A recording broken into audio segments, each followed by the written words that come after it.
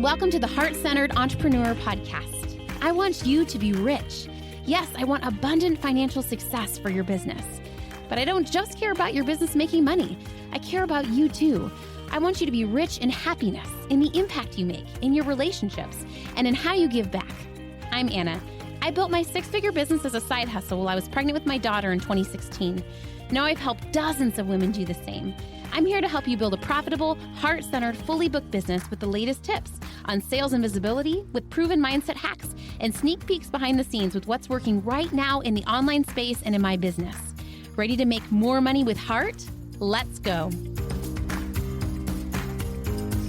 At risk of sounding like a complete freak, I want to share a story with you of something that happened really 3 years ago when I first bought my house. And I didn't really tell anyone except for like two of my best friends because I knew they wouldn't judge me. But I promise I'll tie it back because I want to talk about some big changes in the coaching industry right now in 2026, what they mean for you if you're a coach or a service provider.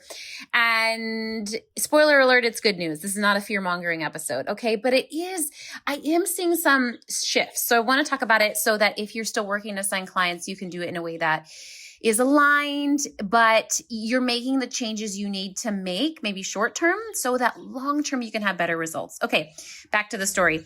So I was getting a fence put in my backyard because when I first bought my house, it was in great shape. But one thing is there was a retaining wall in the back that was collapsing, a cement wall, and it needed to be fixed. So went through, got several quotes from different companies. Same thing in business, how we hire people, right? We decide what we want. We interview 3 to 5 people. So I was interviewing several different contractors for the demolition and then also for the build of it. And one of the people that came to give me a quote on the fence, he was an older man, maybe in his 70s, and he came to my house and now, I'll have you. Like, I'm fairly skeptical of men in general. Okay, it's my story. Okay. But anyway, he came and instantly I felt a connection with him, unlike I felt with an older man before. Not like a romantic connection, okay? Don't get concerned, okay? But instantly I felt calm around him. When I say a connection, like I think sometimes we think of a connection and we think about like this adrenaline-y, like, oh, I'm not good enough for them. Like, oh, like, no, I feel that connection for me when I think about like ideal clients, when I think about like it's peace. And instantly I felt peace around this man.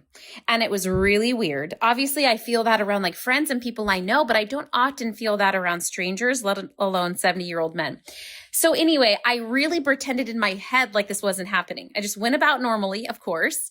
He gave me the quote. And then before he left, he kind of just like stood there still looking at me. And I was looking at him. And again, there was nothing romantic between us, right? But I just felt this pure presence and peace with him. Has that happened with you before? Has it happened for you before with someone? Anyway, and I still wasn't going to say anything about it, but he said to me, like he was talking about, I don't know, something I wasn't really listening. And then he was like, I know you feel this connection that I'm feeling with you too. Like he called it out. He called it out. What? So I kind of denied it, right? I was like, okay, thank you for the quote. Like I didn't acknowledge it. I didn't acknowledge him. And to this day, I never acknowledged it because I don't have to, right? But I immediately went and voice messaged my friends. And I'm like, you guys, the weirdest thing happened. And the reason I bring that up, that resonance that I have felt many more times. I feel that resonance and safety with my coach. I feel that with my therapist. You know, that sort of peace that you can just sit there and be yourself and you don't even need to do or say anything. And for me, that's rare because I'm a busybody. Okay. I'm a little bit busy. I'm a little bit all the things.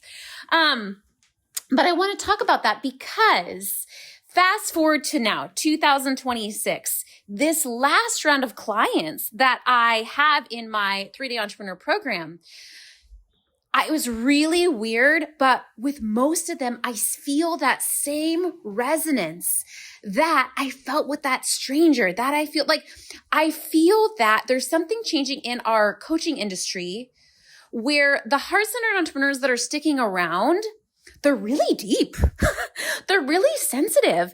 And for me, So I work with my clients for about 6 months. And so for me, I'm used to getting there with my clients, but in about like 2 months. Many of my clients this round, I felt that session 1. I felt the connection. I felt the resonance. I felt the presence. I felt their openness, not just to me, but because what's happening when I feel that resonance with someone in session, they're not just opening themselves to me. They're opening themselves to risk, to change, to growth. That presence of when we're not stuck in fear, in overwhelm, right? Of course, it's okay to get there. I get there all the time. My coach has to pull me out of it. But I really think there's a new breed of women online. And whether it's, a lot of my clients are all different ages. Most of my clients, I would say, are 40 plus. Many of my clients are in their 50s or 60s, many in their 40s. Few in their 30s, but and I think it might be because of that, right? Like, as women, I think there's a stability that comes with age. There's a wisdom.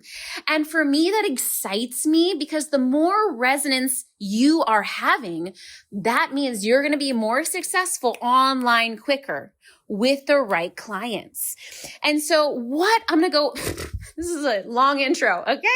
But it's important. I need you to hear this. What this means for you in 2026 in your coaching business is I really think you need to do less to sign clients. Back in the day when I started 10 years ago, we were posting in like 19 Facebook groups and like mass producing content, like a content machine, right? Like, I really think it takes less. I really think it takes a 1-minute video of you sharing your truth, right? I'm not saying that it's easy. Of course, I get frustrated with Instagram all the time, right? I'm not saying that it's simple, but I'm just saying, I think that there's like a resonance online right now because people got burned. People like saw through the facade of like fake coaches that are doing weird shit and not showing up for their clients. Like, I think people were in a trust recession, but that's a good thing. It's a good thing for our heart-centered entrepreneurs because you are trustworthy. You only need to worry in a trust recession when you're not trustworthy.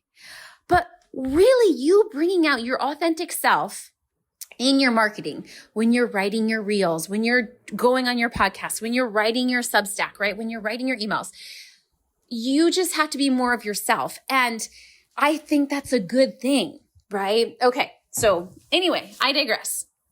I really feel like that people are buying, they need less big promises and flashy results. Like, this is good, right? People want proof, but they also want nuance. They want relatability. My program, Get and Coach Your First Client, what we talk about doing is signing your next 1 to 3 clients. I've always been a fan of that for forever. Like, just focusing on the next baby step. Even before it was popular, I was talking about that. But now it's actually popular, which is women are like, ooh, okay, in order to quit my job, I just need to not have a 100K month tomorrow. I just need to have a 5K month next month, right? Like, I think people are more reasonable. Which is great, right? I also think, again, like, the polished, perfect branding just isn't required. And this is really great for heart-centered entrepreneurs that we just want to speak from our heart anyway. I also kind of wish I was starting my business now and not 10 years ago. I know people think like, oh, I wish I would have started 10 years ago. And yes, there was some pros to that. But you know what's really nice about being online right now is it's a lot more just telling your story. It's a lot more personal branding. Like, I think I thought 10 years ago it was about personal branding. It wasn't, right?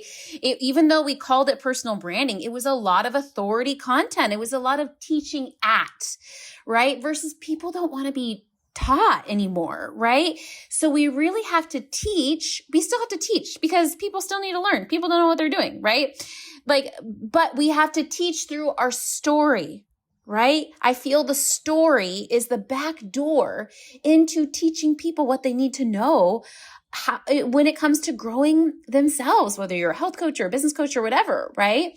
And so in some ways it's harder because it requires more vulnerability, but in other ways it's easier because we're just sharing from our heart, from our experience. I feel like where I most got stuck when I started my business was in niching and messaging. And I feel like niching and messaging is way easier now because content is so different that you don't really need a niche permanently. You kind of just need to ask yourself, okay, for the next 30 days, what feels like the thing I want to talk about and share about, right? Not the thing. And people are more okay with the multi-passionate entrepreneur that has a wider scope of interest. Like we want someone that is more dynamic and complex.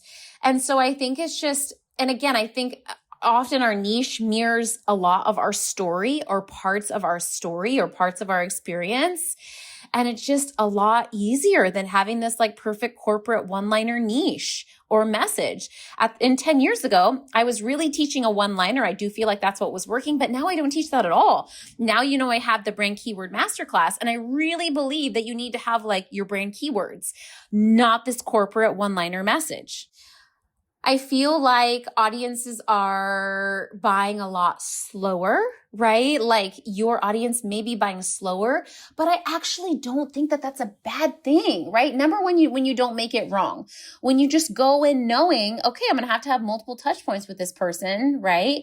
For me, again, I've always liked when clients bought slow, to be honest, because what that means is they've at least listened to one of my podcasts, right? They've heard me say that I'm like LGBTQ plus friendly. They've heard me say that I'm a single mom, right? So if you have a problem with women that get divorced, don't hire me, right? Like the nice thing about buying slow is it really creates happy clients. And I know people don't want to hear that because they want like money overnight.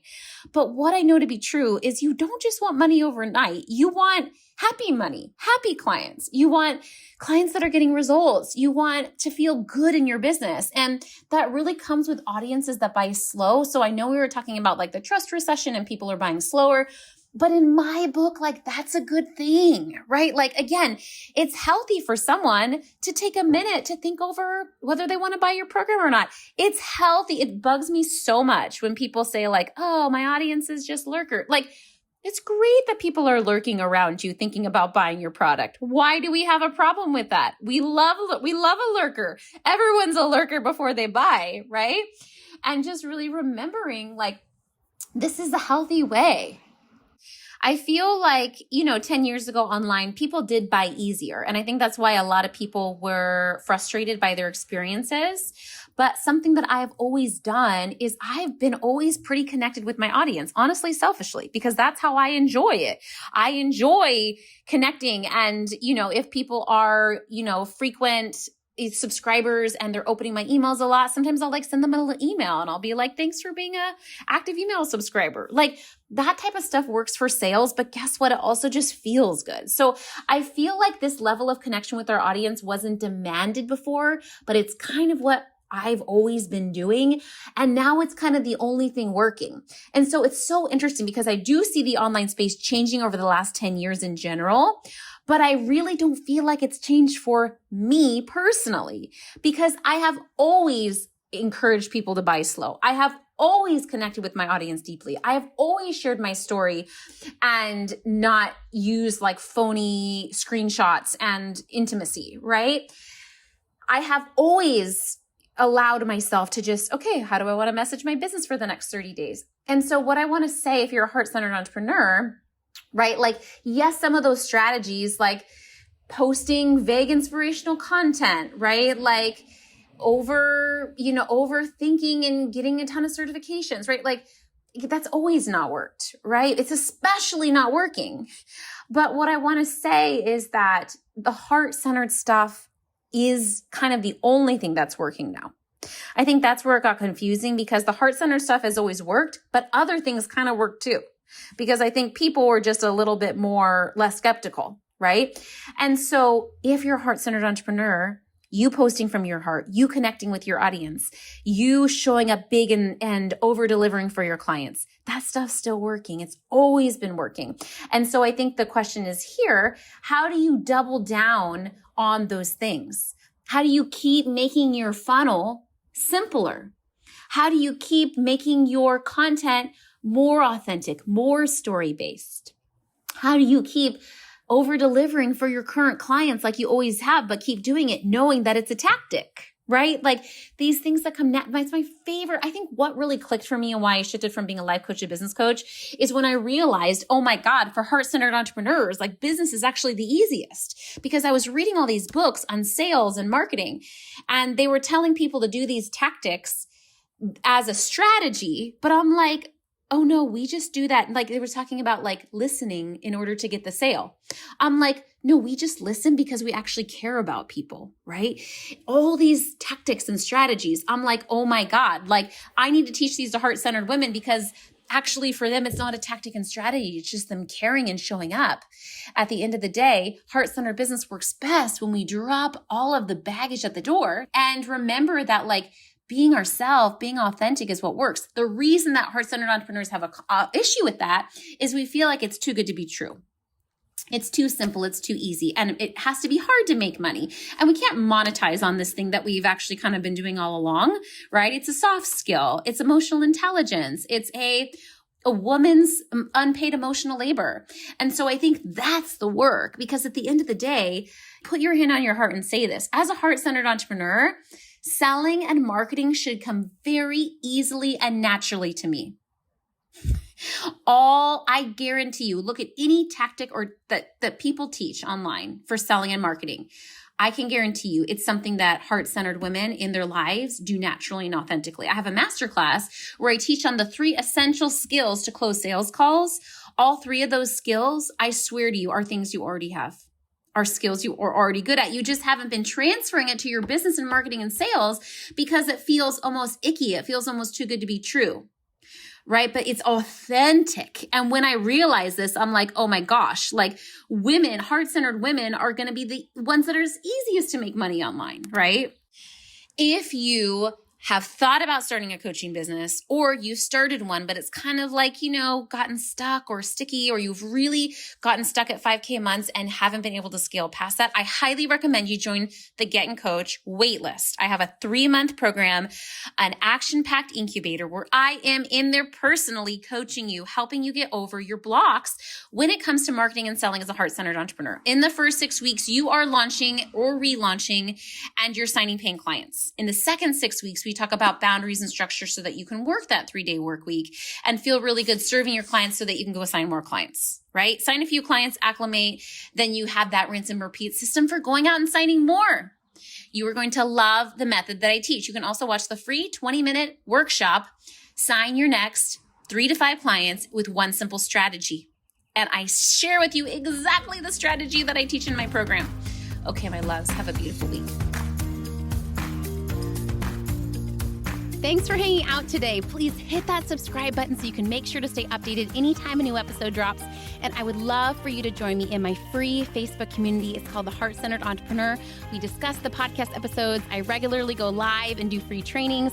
And you may even meet your newest biz bestie. So you can join at heartcenteredcommunity.com. It's absolutely free, and I cannot wait to see you in there.